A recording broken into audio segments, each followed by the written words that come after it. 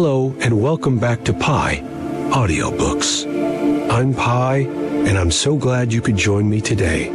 We're continuing our journey through Dale Carnegie's timeless classic, How to Stop Worrying and Start Living. Today, we'll be diving into two very practical sections, Part 7 and Part 8. These sections focus on two of the biggest decisions we face in life, choosing a career and managing our finances. If you've ever felt lost on your career path or stressed about money, these next chapters are for you. So get comfortable and let's explore this wisdom together. We begin with Part 7, How to Find the Vocation in Which You Can Succeed and Be Happy. This section contains a single, powerful chapter, especially for young people trying to find their path. If you're under 18, you're likely about to make two of the most important decisions of your life. These decisions can completely change your future and profoundly affect your happiness, wealth, and health. In short, they can make you happy or miserable.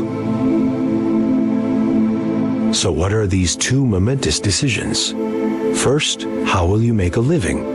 Will you be a farmer, a mail carrier, a chemist, a park ranger, a typist, a veterinarian, or a high school teacher? And second, who will you choose as your lifelong partner? Too often, these critical choices are made as recklessly as a gamble. As Harry Emerson Fosdick once wrote, every young person, in choosing a career, is betting his life. So how can we reduce the element of chance in such a high-stakes game? First of all, if possible, choose a career that you truly love. David M. Goodrich, the head of the B.F. Goodrich Tire Company, once told me, the most important condition for success is to love your work. That way, even if you work for hours, you just feel like you're having fun. Think about Thomas Edison. He had very little formal education and started out selling newspapers, but he went on to revolutionize American industry. He often worked 18 hours a day, even sleeping in his laboratory, but he never felt tired. He famously said, "I have never worked a day in my life. It was all fun." With that attitude, his success was almost inevitable. Charles Schwab echoed this sentiment, telling me, "If you are truly passionate about your work, there is almost nothing you can't achieve." But what if you don't know what you're passionate about? Edna Kerr, who supervised thousands of employees at companies like DuPont, sighed, "The greatest tragedy in the world is the vast number of young people who never find a career they love. I don't think there's anyone more pitiful than someone who works just for money." She shared how college graduates often come to her and say, "I have a degree in X. Do you have a job for me?" They don't know what they can do or what they are suited for. It's no wonder that so many people who start out with bright dreams find themselves exhausted and defeated by age 40, often struggling with nervous disorders. Choosing the right profession is also very important for your health. Dr. Raymond Pearl, who studied longevity with life insurance companies, concluded that having a career that matches your interests and talents is one of the most important factors for a long life. As Thomas Carlyle said, "Blessed is he who has found his work. Let him ask no other blessedness." Paul W. Boynton, who has interviewed over 75,000 job applicants, told me that the biggest mistake young people make is not knowing what they want to do. He said, "They don't know what they like. It's scary. They'll spend a lot of time and thought choosing an outfit they'll only wear for a few years, but they'll choose a career that will decide their entire future with almost no thought at all."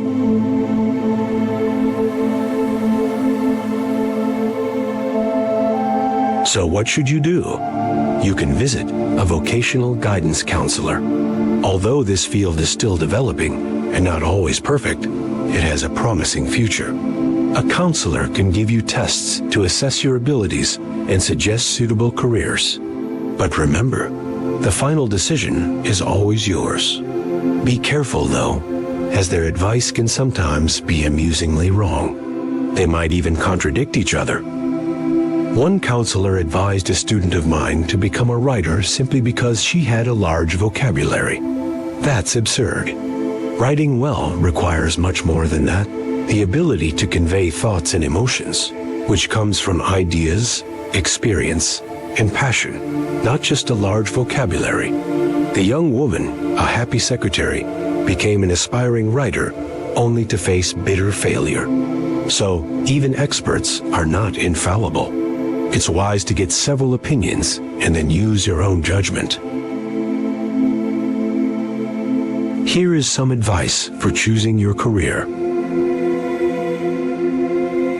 First, follow Professor Harry Dexter Kitson's 5 rules before seeking guidance. Don't rely on mystics like astrologers.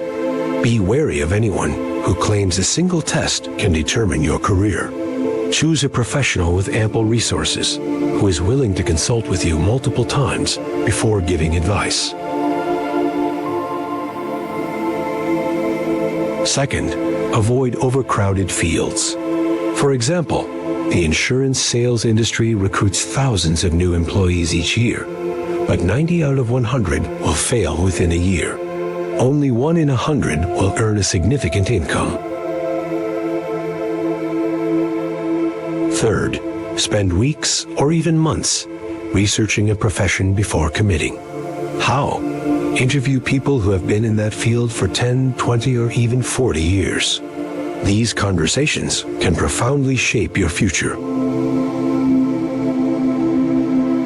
Finally, let go of the mistaken belief that there is only one perfect job for you. Most people can succeed and find happiness in several different professions.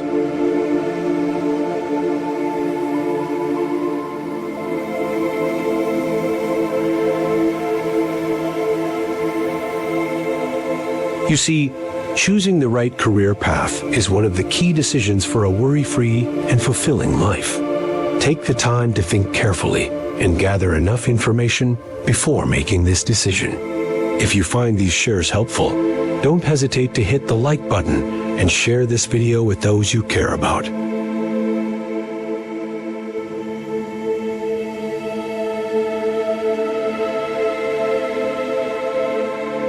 Now let's move on to Part 8, How to Lessen Your Financial Worries.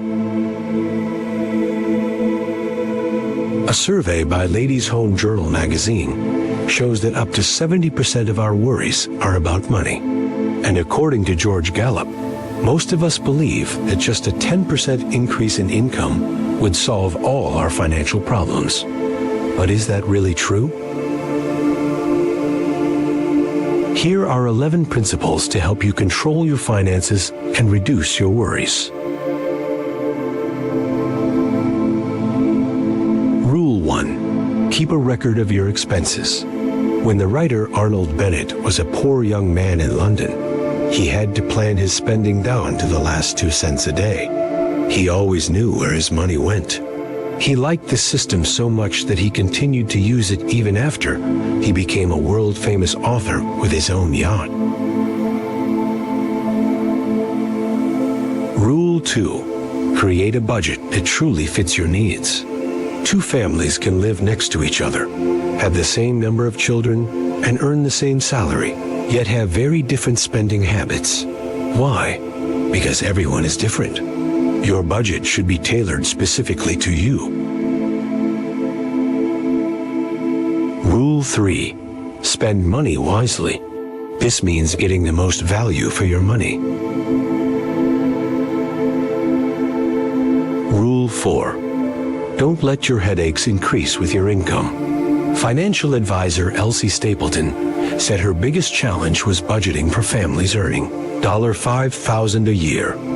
She explained that many people see this income level as a life goal. When they reach it, they start expanding their lifestyle, a bigger house, a new car, and end up more stressed than before. Rule 5. If you must borrow, try to have collateral. If you're in a tight spot, things like insurance policies, government bonds, and savings accounts are like cash in your pocket. Rule 6. Insure against illness, fire, and other unexpected disasters. You can get insurance for all sorts of calamities by paying small amounts. I'm not suggesting you insure against every sprain or sniffle, but it's wise to cover major potential expenses.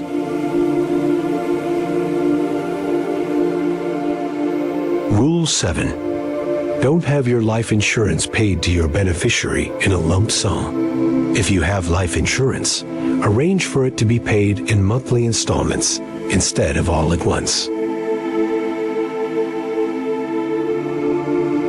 Rule 8. Teach your children the value of money. I once read about a mother, Mrs. Stella Tuttle, who taught her 9-year-old daughter about money by giving her a checkbook. Each week, the daughter received her allowance, which she deposited with her mother. When she wanted to spend money, she wrote a check and tracked her balance. Rule 9. If necessary, find ways to earn extra money. If you've budgeted carefully and still come up short, you have two choices: complain and worry, or find a way to earn more.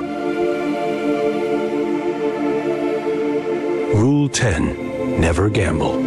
It's amazing how many people think they can make money by betting on horses or playing the lottery. Rule 11. If you can't improve your financial situation, try to accept it cheerfully. If you've done all you can and your finances still aren't what you'd like, you can at least control your attitude. Remember that many others share your worries.